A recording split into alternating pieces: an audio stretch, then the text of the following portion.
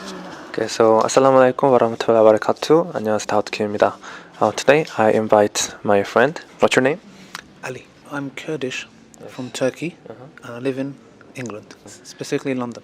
He invited me today, so Yeah, thank you for inviting me. And actually, I'm also Livert Muslim, and I heard that you're also Livert Muslim. Yes. I'm curious about your story. I think it would be a really interesting story. So, how did you get to know Islam at first? But for people that don't know me, my name's Ali Dawah. You know, like Dawah, Ali Dawah, Dawah, Ali Dawah. like James Bond, James Bond. Yeah, It makes sense. yeah. So basically, with me, it's I lived a lifestyle of, to me, success was stuff, wealth, materialistic things, the cars that you drive. The way you look, gym, you're looking strong. It was a constant competition. When I go to the gym, I have to look big. You was a body. Yeah, I had to. bodybuilder? Yes, I had to. Yeah, I did a lot of bodybuilding. Always in a constant competition. So even if it's the cars that I drive, I would buy a car. I'd be like, yes, this is a nice car. Then I'll see another car. I need to get that car. No matter what I got, there was always something else I had to get. So it was an endless cycle. It wasn't like, okay, I got this, I'm okay now. No, it has to be something better and something better and something better. So my life revolved around proving myself to other people. I had to tell people, yes, I'm doing this, I'm successful. Everybody has this mentality. When I've come to Islam now, I see different people, trying to be something, and there's nothing wrong with that. Yes, right. But the issue is when you're doing that for other people, you're never going to find happiness. So with me, I would see people that I knew who were rich, had the money, girls, cars, houses, everything, depressed, crying, drunk, alcohol addicts, taking drugs. So I said, this doesn't make sense to me because I want to be like you, but you are depressed. Not happy. It doesn't make sense. Even if you have everything, but he's not happy. Yeah. So I'm thinking, this doesn't make sense because that is supposed to be happiness. That has been, people have told me, my society has told me that that's happiness. So everything that I'm doing in my life was, be it from bodybuilding to cars to work to university, everything was for other people. I had to always show other people. I had to show my family that I got into university, I'm going to get a degree. Wow. For me, no. For other people, the cars that I drive, I had to show off when I'm driving to other people. I had to get, sometimes, this special exhaust. It makes a noise. Yeah? That's right. Why? So other people. It's always other people. My car, nice rims, other people. For other people, not always, for me. not for me. Clothes that I wear, I had to, obviously, for yourself as well, but it was always for other people. So I thought to myself, am I free? Am I really free? And a lot of people say this, I'm free, I'm free, I can do whatever I like. Not really, because you didn't choose. I didn't choose to look like this. Yes. I didn't choose my name. I didn't choose my mum or dad. I didn't choose my siblings. I didn't choose to be born in Turkey and move to UK. I didn't choose these things. So are we really free? Now you might say, okay, we didn't choose those things, but I'm free because I can do whatever I like. Oh, yes. Really? Let's think about that, because I used to go to clubbing, nightclubs. Yeah, I used to go clubbing a lot. Yeah, every weekend clubbing. I never did alcohol. I never did drugs, but music. I used to go clubbing. So I used to have one jumper that I wore. Yeah, it was a very nice jumper, and I looked very nice in it. I looked very good in the jumper. I looked very handsome. So, but this jumper, this material, it makes you itchy. Yeah, right. I hated the jumper, but I wore it because I looked good. But I hated it. You don't like, but for other people, for your look, outfit. Exactly. So think about this. Was I free? How can I be free when I am wearing something that I am not comfortable in, but I'm wearing it so other people say, handsome man. So This is the same analogy that I give with females when they wear heels and their feet is bleeding. And sometimes I do Uber in London. Besides Dawah, I do Uber. So I see sometimes, customers, they take their shoes off and they carry it because it's too painful to wear. And their feet, here, it's bleeding. So I'll think to myself, why are you wearing something that is hurting you? Yes. Because you look good. Yes. You can't go outside the house with no makeup. Because why? Society has made you feel ugly.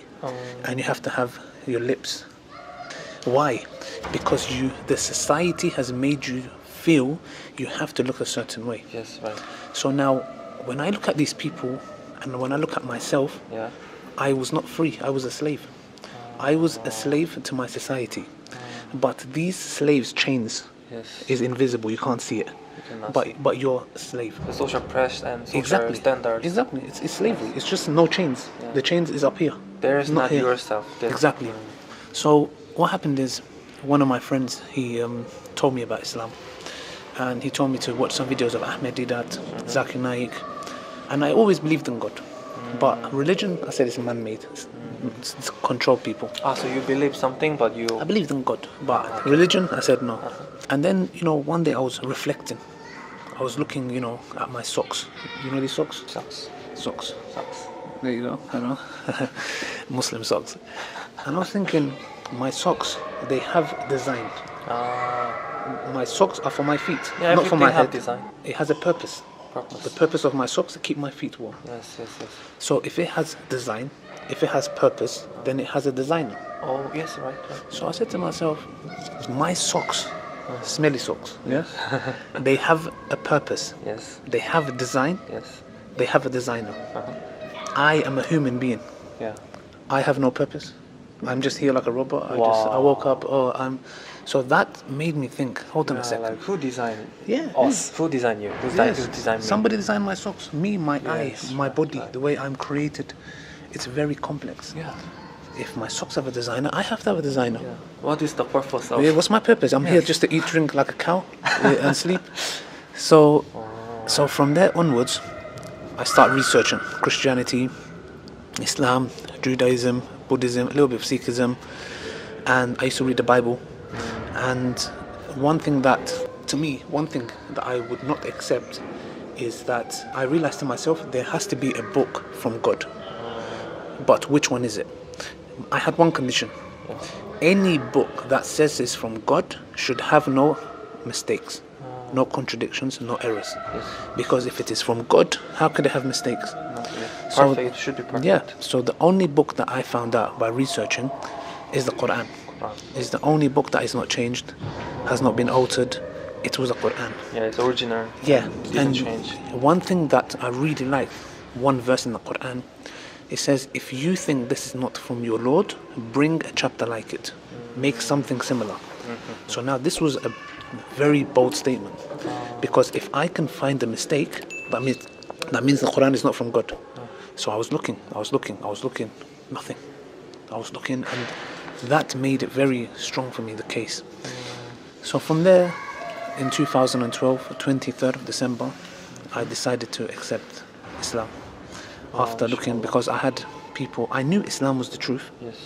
But I had, my desires, I still wanted to go out and, but I had people die. I had my cousin commit suicide. Oh, really? Yeah, my neighbor committed suicide. My cousin's friend committed suicide. And this was because of haram relationships. Girlfriend, boyfriend, his girlfriend left him. So that's why I'm doing a marriage documentary, which is about my search for marriage. Marriage documentary? Yeah. It's for young single Muslims, how to find the person in the halal way. Curious, Yes. And it's been 4 years late, but it's coming out soon. Don't worry. Okay. Yes. Okay, I should watch it. How to find halal relationship. So I've been working on that, and what I do now is, I accepted Islam. It was hard. At the beginning, my dad didn't like it. My family didn't like it. My dad kicked me out of my house for 1 month. Yeah, but my mum supported me. Now my dad is better. He's much better than before. And yeah, that's my story in a nutshell. And now I'm involved in Da'wah. So I give, I speak to people about Islam, the true message of Islam. How should we good Muslims conduct ourselves? Because one of the reasons you came to Islam is because in Indonesia you saw good Muslims. Yes, right. And you was watching media talking about bad Muslims. But when you saw people, real Muslims, then your mind changed. And do you know how Islam came to Indonesia? I don't know. It came through Yemeni traders. Oh, really? And you know how they accepted it? Because the Indonesian people, they looked at their behavior in business. They were honest people, truthful people, good manners. And that's how I came to Islam. Oh, really? I didn't yes, know that. And now you came to Islam in Indonesia because you looked at their character and their behavior. behaviors. Same thing. That's how entire Indonesia, if I'm not mistaken, came to Islam because of Muslim Yemeni traders who had good honesty. And that's so similar. That's how Islam spread to the world. Yes. Wow, very interesting. You came, same thing. And I'm in Korea, so yes. So Yes. that's why I believe people like you and me, inshallah, are chosen by Allah. Yes. We ask Allah to make our intentions correct. You're so lucky. Yeah. You're chosen by Allah. So that we spread this message to our families, you know, and every revert person that's watching this or who wants to come to Islam, Allah is taking you as ambassador Ambassador. to give it to Islam, Right. you know. So yeah, that's my story in a nutshell. Very interesting. Yeah. I love to hear your story. Yeah. So now you know who designed you and Yes. what's your purpose of your. And this is very important because we say to a lot of people, if you woke up one day on a plane, and on the plane you have everything you want, but the question you will ask yourself, why am I on this plane? Where is this plane going? Yeah, that's very important. You want to Very know? fundamental question. Exactly. Where am I going? Who put me here? right. It doesn't matter if you have everything. You have to ask, why am I here? So I know now, why am I here? Where am I going? That's very important. Yes. So now I'm not a slave to people. Slave to society. I'm a slave to No the more. one who created me. Yeah. And that is true freedom. Because now I do things for his sake, not for people. Yes. You know, I don't care. Even as a Muslim, when you're going to the gym, you can get rewarded by Allah. If you're going to be a strong Muslim, to pray, that's rewardable. Instead of doing it for people, they don't care about you. They don't care how big your muscles are. They don't care. Right. But if you're doing it for the right reasons, it's for Allah. When you're wearing nice clothes, yeah, like you know me, yeah, it's indeed. Nice clothes. When you're wearing nice clothing, it's for the sake of Allah. You get rewarded. Your intention. If you say, "Oh Allah, I'm wearing these clothes to look a clean Muslim," Yes. Allah rewards you. To be modest. Oh Allah, I'm going to the gym for your sake. You get rewarded. Be strong Muslim. Yeah, you're driving a car for Allah's sake, going to the masjid. Every second you get rewarded. So Now- every purpose is worship Allah, serve Allah. Exactly. Yeah. Not human beings anymore. Wow. Because human beings are never going to be happy with you. That's the freedom. Yes, that's the true freedom. Yes, And so true. no human being is going to be happy with you. If you fix your affair with Allah, Allah will fix your affairs with the people. If you put people before Allah, the people will leave you and Allah will leave you. But if you put Allah first, Allah will be with you and the people. If they are, they don't get no problem. Yeah. Your main priority is Allah. So, Okay. yeah, that's what I would say really. It was really interesting. I learned many things from you today. I learned many things from you as well. It was really interesting story. So I hope you have a wonderful journey with Islam and Thank you very make a lot of dawah. Yes, definitely. And we are waiting for you in the UK, but not now. We've got corona problem. After that. After that's finished, then you can come Okay. and we can do some social experiments. Sure, I will. I hope to. It'll be a pleasure. I love to. Thank you for watching my video. Take care and be safe. Alhamdulillah. Ma salama. Bye bye. Bye-bye.